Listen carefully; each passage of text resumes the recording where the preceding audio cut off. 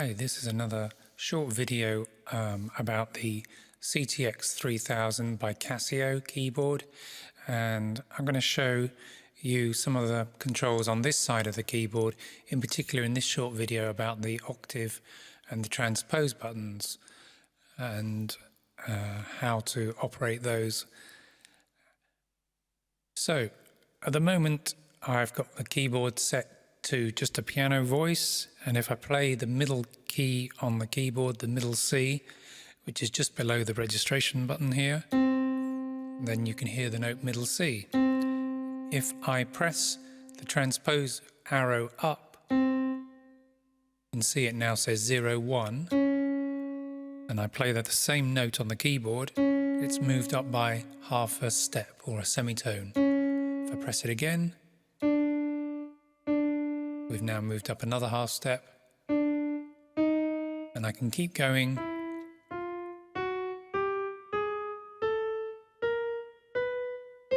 And with every press it moves up by half a step until we're 12 semitones above the original.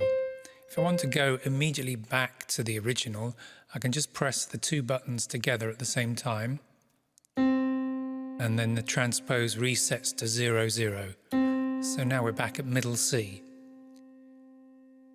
And obviously if I want to go in the opposite direction, then I can use the downward arrow as well. And again I can go down 12 semitones, so an octave in the opposite direction, and I can press the 2 to reset. I tend to use the control wheel here to do large sweeps. So the thing to remember is to make sure you press your one of these transpose buttons so it says transpose, and then you can use the wheel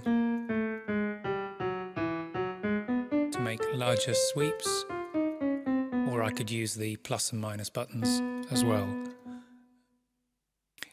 If you don't do it when the transpose button is lit, so for instance now it's changed to voice 900, which happens to be a piano voice, then the wheel is going to change the tone. It's not going to change the transpose. So make sure you press the transpose button and then the wheel is affecting the transposition. The other thing, the other control here is the octave button. Notice how there's a line underneath. So for octaves you've got to hold down the octave button and then press the arrow.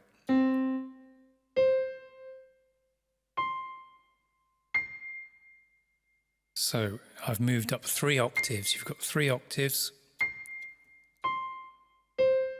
And now we're back to where we started. Again, I tend to use the data wheel. But again, make sure that you've got the display reading octave before you do anything with the wheel. And again, I can go 3 octaves below. I'm still playing middle C on the keyboard,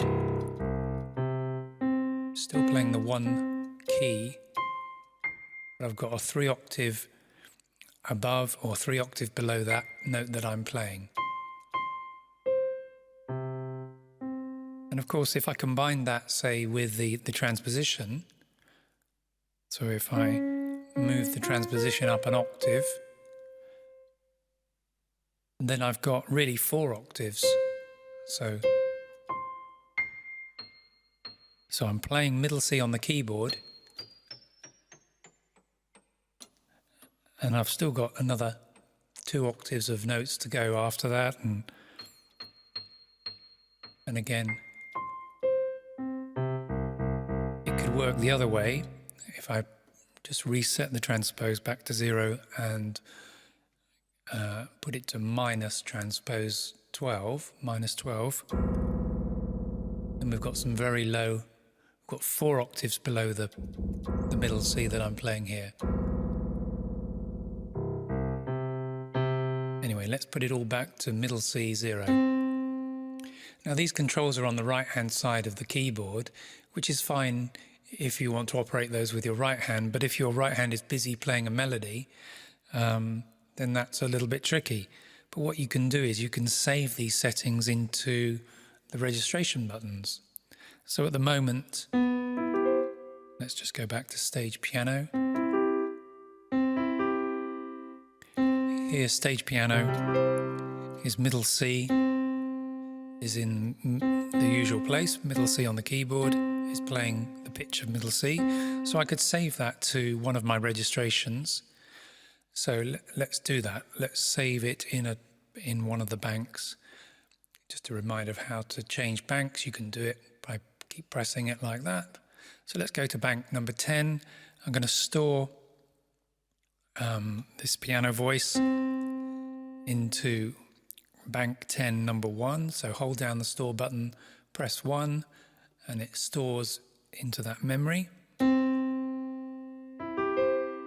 But let's say I wanted to quickly change octave. So I could store into memory another stage piano, but in a different octave here in number 2. So I'm going to do that, change my octave. I like to have it a little bit lower as well. So I'm going to store that into number 2. That's now stored. And I can switch back between the 2 octaves with these 2 buttons. And of course I could be using my left hand while my right hand's playing a melody. So if I press middle C on the keyboard, you'll hear middle C on registration number 1. On registration number 2, it plays the octave lower. And we can also play around with the transposition as well. If I wanted, so I want this piano here in middle C, but if in the next verse I wanted to play it a semitone higher, I could just save, first of all transpose it, and then save it into, I'll save it into registration 2 again.